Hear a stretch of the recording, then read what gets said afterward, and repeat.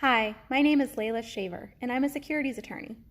No, I don't provide security to people or to companies, but I deal with independent financial institutions, and I'm here to talk to you today about the markets and what your financial advisor is telling you. The volatility in the markets is due to fear. Fear about coronavirus, fear of how many people it will infect, fear about whether we'll be able to find a treatment or create a vaccine, fear of how many people will die, fear of the disruption it will cause to our economy, to our businesses, and when it comes to the everyday person, whether you're going to have a job today, tomorrow, a week from now, a month from now, 3 months, 6 months, a year from now. How are you going to pay your mortgage? How are you going to pay for your monthly bills? How are you going to feed your family? How are you going to keep your family safe? We all know these fears. We all ask ourselves this question: will I be next?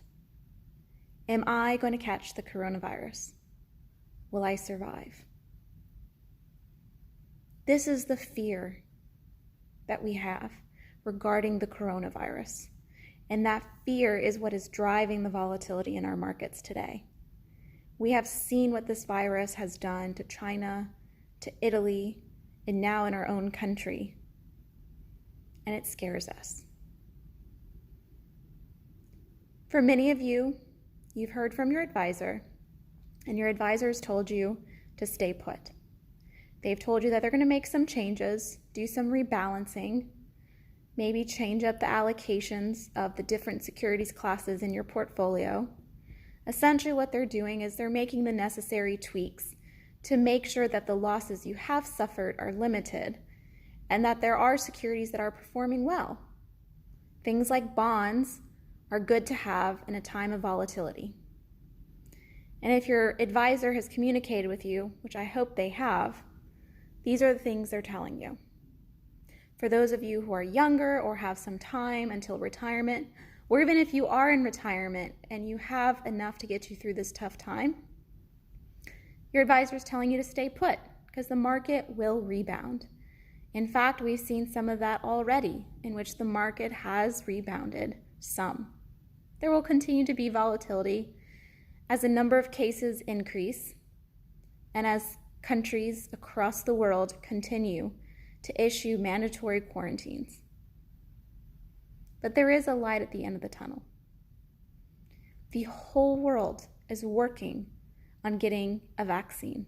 The whole world is working to find medications that can be used to effectively treat the symptoms that those who've been inflicted with coronavirus suffer from. The whole world is working on it. It's a matter of time before we find things that work, that will treat the coronavirus, treat the symptoms of it. It's only a matter of time before a vaccination is developed. The whole world is here behind us and supporting us and working on finding a way. So I know it's scary, but I encourage you to listen to your financial advisor. I encourage you, if you are worried about your financial goals that you had in place for this year, if you're worried about your liquidity needs, you didn't think you need cash, now you do. Reach out to your financial advisor. Make sure you're communicating with them what your needs are so they can be sure to help you. They're not mind readers. I tell my husband that too. I'm not a mind reader. You got to tell me what you want. And just like you would with your spouse, tell your financial advisor what you want. Be blunt. Maybe you're home, you've been furloughed, you've been laid off temporarily, you're not bringing home a check. Whatever the case may be, talk to your financial advisor. If you don't have one, let me know. Feel free to email me, Layla, Leila, at myrialawyer.com. And I'll connect you with one of the wonderful advisors that I work with every day. If you have an advisor that isn't communicating with you, try to reach out and talk to them. Don't automatically assume that it's because they don't want to talk to you. They could be afflicted with coronavirus. They could be facing the serious health concerns of a loved one. Let's not make assumptions about what's going on. Let's be open, and more now than ever before, let's touch base. Let's reach out. Let's talk.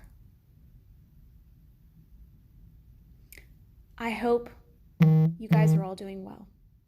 I hope you're staying safe, and I hope you're taking the necessary precautions. Please stay safe. Please practice social distancing. And I hope to see you all on the other side. Take care. Be well.